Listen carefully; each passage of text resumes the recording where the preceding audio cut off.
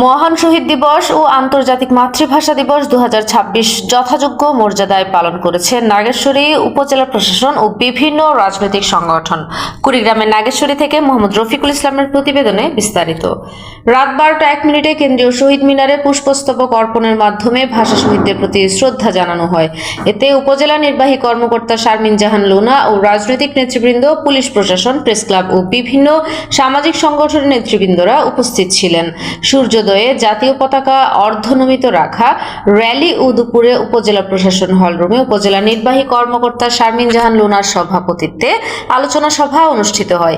এতে প্রধান অতিথি হিসেবে উপস্থিত ছিলেন 25 কুড়িগ্রাম 1 আসনের নবনির্বাচিত সংসদ সদস্য জনাব আনোয়ারুল ইসলাম। বক্তব্য রাখেন স্থানীয় জনপ্রতিনিধি ও প্রশাসনের কর্মকর্তারা।